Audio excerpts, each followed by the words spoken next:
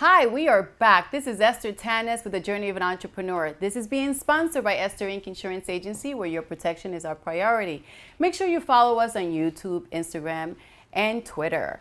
Don't forget that every Thursday at 1:30, we are here live. And today we have a phenomenal guest. His name is David Trapani. He's the owner of Sandler. And if you don't know what Sandler is, you're going to learn all about it. If you've ever worked for corporations or big companies or you're in sales, you know who Sandler is. So let's get into it. David. Yes. Tell me about you. So I'm the owner of a Sandler franchise here in Monmouth Junction. We are AGT and Associates, so we're authorized and licensed by Sandler to do business. We've been in business for about 8 years now.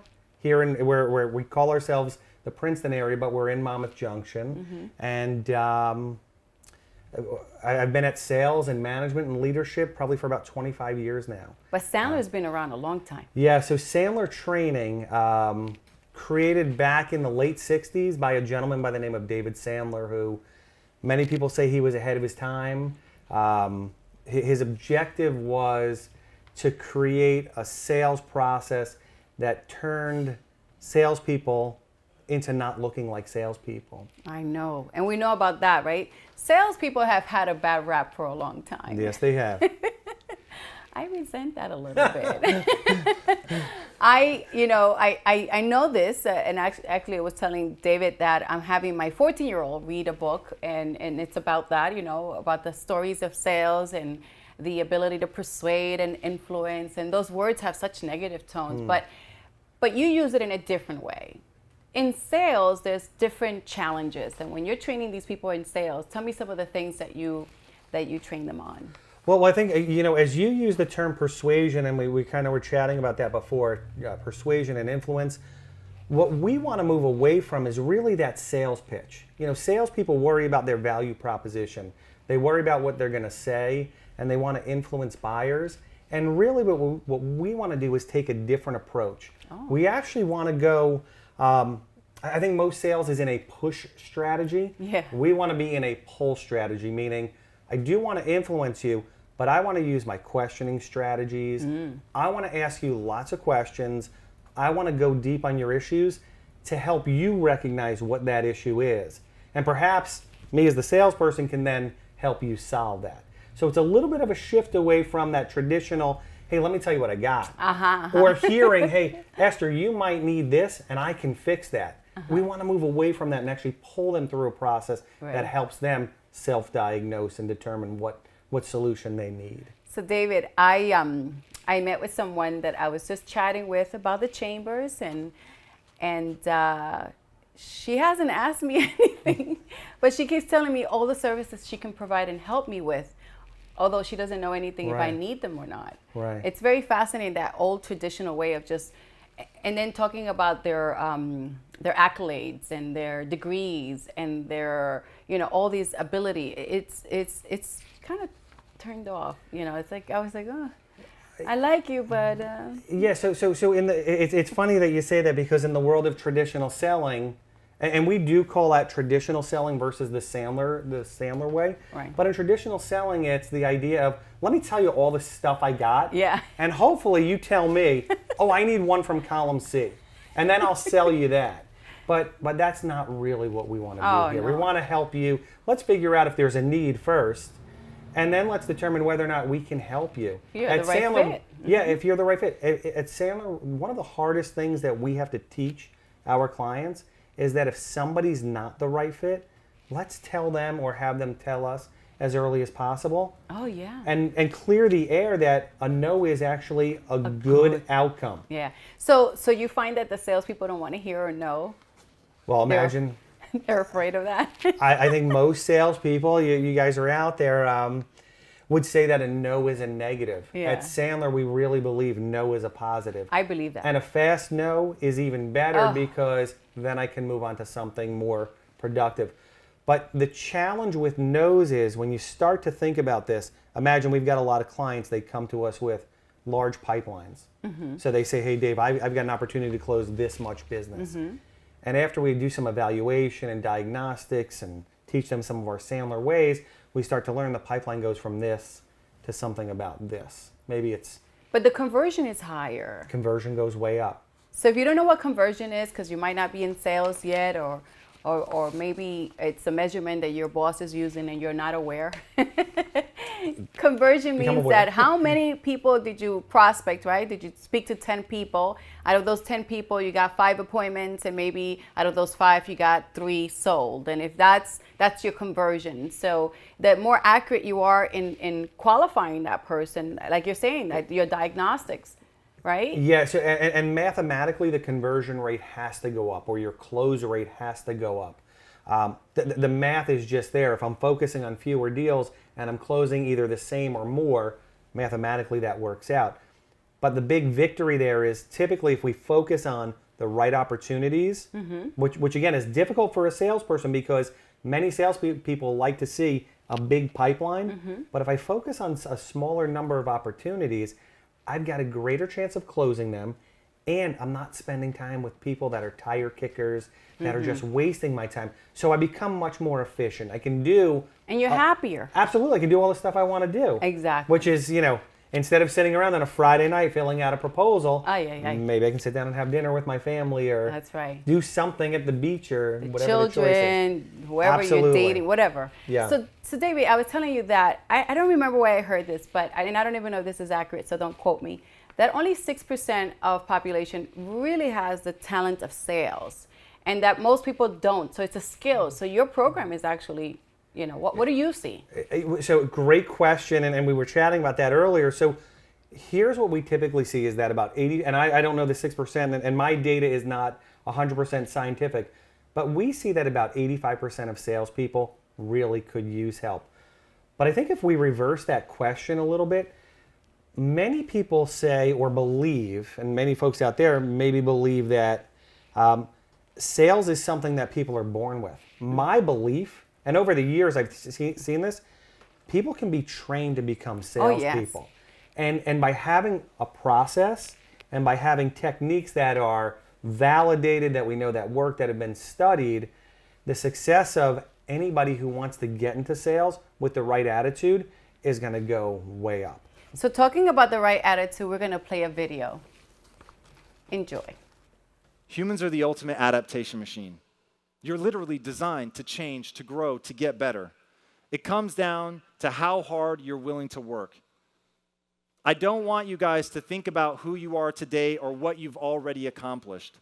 I want you to think about the person that you're willing to become and the price that you're willing to pay to get there, because if you're willing to outwork people, if you're willing to do more than anyone else, if you're willing to give yourself over to something, there is literally nothing that you can't accomplish. You just have to believe. Thank you so much. So we're back. It is true. Attitude and your willingness and your belief system makes you where you want to go, right? So I know that the Sandlers talks a lot about your attitude. Tell me a little bit about that. Yeah, so back in the 60s when David Sandler was creating the program, he put together a lot of things at Sandler are based out of triangles. So we have what's called the success triangle, and it's got 3 elements that come together: behavior, attitude, and technique. The right behavior, doing the right activities, prospecting, using the Sandler techniques or whatever techniques work for you, and then attitude is the third corner. And the belief is that attitude plays, maybe 70% of our success in sales. And we break attitude down a little bit further. We break it into the belief in myself, the belief in my company, and the belief in the industry. So you could imagine let's imagine I sell widgets in a certain industry, and I believe that, widget sales are not going well in this industry.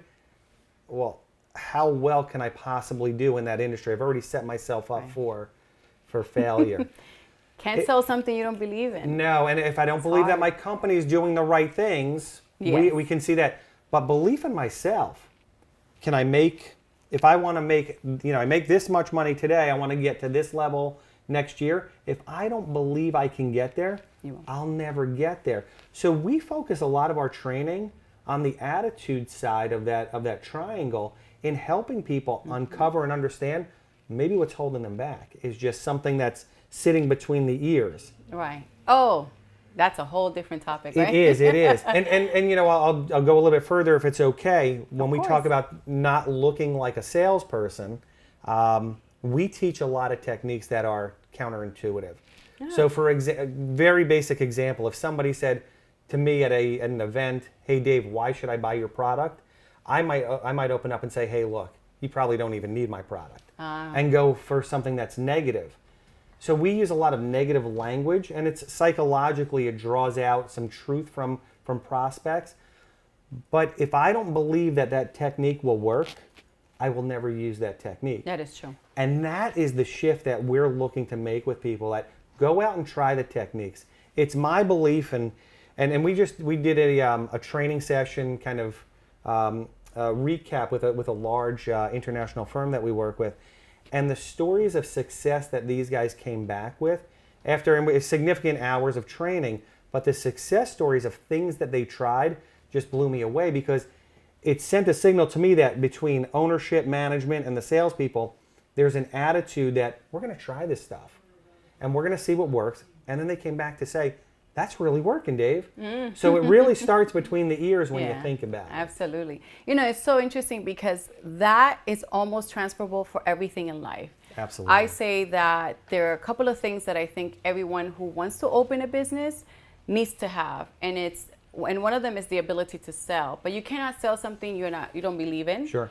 And you have no knowledge of. So how do you deal with some of the people who are coming to be trained that the company send them to get trained? Like, it wasn't themselves choosing to be there. Yeah. What do you see? Yeah, so that's an interesting dynamic. Well, you know, we've got clients that come to us from different, I call them buckets, but could be a solopreneur that they're investing in themselves, or a business owner that invests in the team.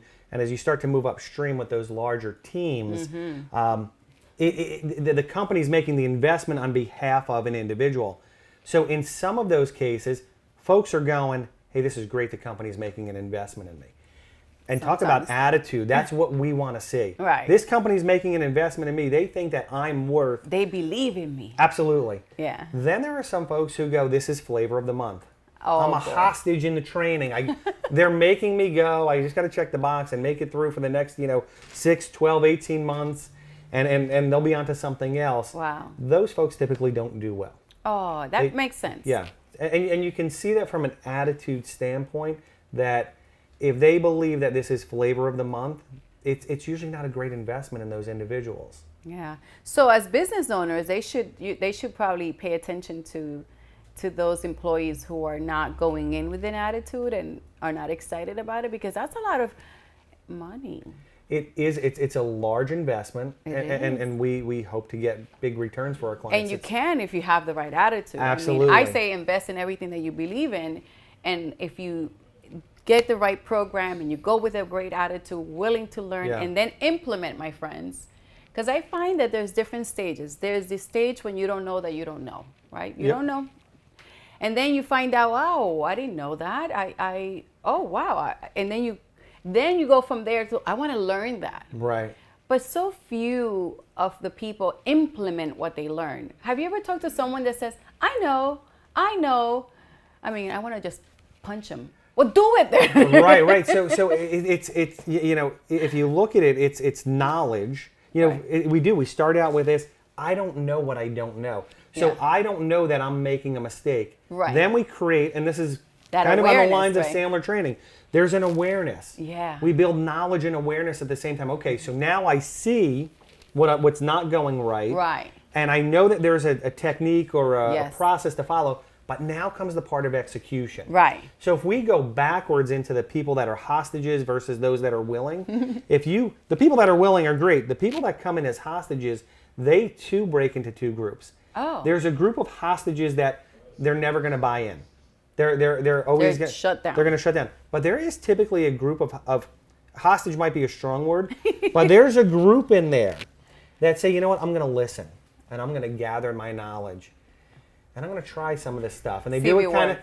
They're going to do it discreetly, and they're going to come back and go, "You know what? I did." And I've got some great success stories of people that you would have thought were hostages that have come back and said, "Dave, I did what you said." Wow. And those folks typically have some tremendous results with, as you said, not only with our training. Now you got a fan. Yeah. And not only our training, but in life, just other things that they do, they can excel at because they're kind of cracking that code that it's worth taking a shot, a little bit more of a risk to see what the outcome is. And if they see positive results, they are just like, I don't know, if you took a rubber band and pulled it as far back and let it go, that's where those folks fit into. That's fantastic. I love when I see someone, you know, when their eyes open up and they start to understand that, wow, what I am getting has value and will change my life. Yep. It's not easy to convince people to get there. It's a hard process for you Thomases of the world, if you know a little bit of Bible. Just a little bit of Bible. So anyway, I know that you offer different programs. You mentioned the sales, which it's season 3. It's all about money, sales, and customer service. And as a business owner, you know these are the 3 areas that you really need to focus on, because without sales, there is no business. And after you make the sales is how you treat me, but the treatment that you give your client to keep that client. And you said that that's a whole different program you offer, aside from management, which is another topic for another day. But let's talk about the sales, what a salesperson can do so the customer service can also flow easily and it can build that nice, because sometimes we sell the account, right? And we might get, let's say, 50 sales for the month. And then all of a sudden we're losing 15 or 20 or 30 or even 50, you know, or even all of them, or 50% of what you sold. And you wonder, why is this happening? Why are they walking through the front door and leaving through the back door, which is your customer service? Tell me some of the issues that salespeople did. Well, I think some of the issues are, hey, we work so hard to close the deal that we don't put a little capper on it at the end to make sure that we've got an ongoing service model put in place. So maybe we're moving a little bit too fast. Maybe we just want to get out, get the paper signed, and quickly get the check deposited. But if we really slow it down, which is what we're looking to do, we have something that we call the post-sale step. It's the 7th step in the Sandler process. And in post-sale, what we're doing is we're really creating a nice bridge or a nice handoff into the customer service model that we want to put clients into. So some businesses, the salesperson acts as the service person. Some businesses, there's a true handoff. But what we can do is, if we win a piece of business, or as we're winning, we could actually, and we should actually, start talking about how we're going to service you as a client. Now, that means all different things for different businesses. Some of our companies, that might mean every 6 or 12 months, there's a meeting with the CEO of the organization. For other businesses, it could be every month we're meeting with senior level folks. And I think that that's one of the keys that we want to set up. We want to make sure that we are positioned with all of the highest level folks that are able to make decisions about keeping us, the folks that could fire us. I want to make sure that I have ongoing communication with them. I want to set up a strategy when I close that deal, a strategy that says, imagine, Esther, you came on board with us. I don't know if it's monthly, I don't know if it's quarterly or semi-annually, but you and I, before I walk out the door, we're going to agree on a service model. We're going to set up what we'll talk about when we do get together. What are things that are going to keep you up at night that you want to grade me on? And we're going to put it on our calendars. Because the last thing I want is to have a client, and we hear this, especially from our new clients, I want to make sure that my client, when I call them, takes my call. If they're not taking my call or not willing to meet with me, that's a good signal that we did something wrong. Oh, yeah. Way back in the sales process. Absolutely. And so, you know, I talk a lot to small businesses to put processes in place, right? And in my own office, which we are very compartmentalized, but it works all together, but each department is in charge. I often ask my salespeople, introduce who's going to be in charge of processing all their payments. You know, if you're selling an insurance policy, and you're done, and you can say, okay, so I handle all your commercial accounts, while so-and-so is going to handle all your payments. Anything that you have any issues, that's not my department, but I have a team here for you, and her name is so-and-so, introduce her. We have a personal lines, you know, just introduce each, because sometimes the customer feels, I can only talk to the person who sold me the account. Right. And because I didn't know that there was a team. Right. And no one talked about the team. Now, you talked about that before. You were sharing with me that importance of making sure that the customer knows the process. Absolutely. So I want to make this, you know, when we win a piece of business, there's always that, who's the buyer, who's the seller, and unequal business stature. I want to eliminate that, create equal business stature. I like that. When the deal is made, we've got the right team, the right people in place, and let's make sure that you know that if something goes wrong here, this is who you call. I might want to know about it, but this person has all the skills in the world.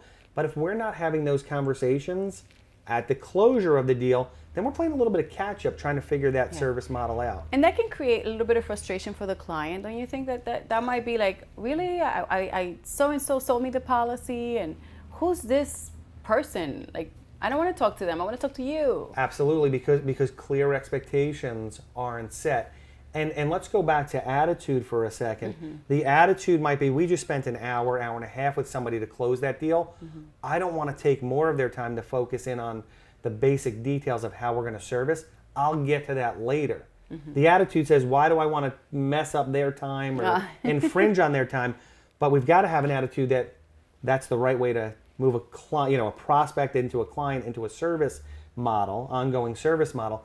That's what's going to keep them. And setting those clear expectations, absolutely critical. Because most buyers, we believe that they only want to talk to me or the most senior level person. The reality is they just want their problem solved and they want to be heard and understood. Right. That's all. That's what they're looking for. That is true. Absolutely. That is true. And when you don't know who to talk to about your problems, then you feel a disconnect, or you feel unheard or unappreciated, or not acknowledged, which we know that's like the basic, right? Absolutely. Basic need of almost everybody wants to be heard and understood. Everybody wants to be heard. You couldn't have said it better. Heard and understood. And that's if I'm the new client and I call over to get some service help and I'm put on hold or bounced around, I'm not feeling heard, I'm not feeling understood. It's a basic need of all humans, and I don't feel good about myself. And that starts to translate into, I don't feel good about the decision I made. Yeah. And then we got a problem. Now, if you create those insecurities because you're not able to make those close, just imagine you're going into a place you don't know anyone. And when you go in there, you feel a little lost, right? Like when you go networking the first time and you don't know anybody, it's a little overwhelming. But if the organization has someone that can grab you by your hand and say, so, hey, let me introduce you to some people that I think will be a right fit for you. Absolutely. Well, it's the same thing in sales. So when you're selling that product and you have a customer service department and you know you're not going to be handling these issues, you should make the introduction, because then that person feels, oh, okay, I know her. They don't know her yet, or they don't know him yet. But the fact that you told them, it makes them feel like, okay, I'm going to be taken care of. And heard and understood is so basic need. I mean, it's in a relationship, it's child-parent relationship, it's marriage, it's sales, it's customer service, it's employee. I mean, it's everything. It's just being a human being and being conversational and understanding somebody's needs. Absolutely. That's wonderful. Yeah. Now, we're closing up, but in sales, you talked about prospecting and stuff.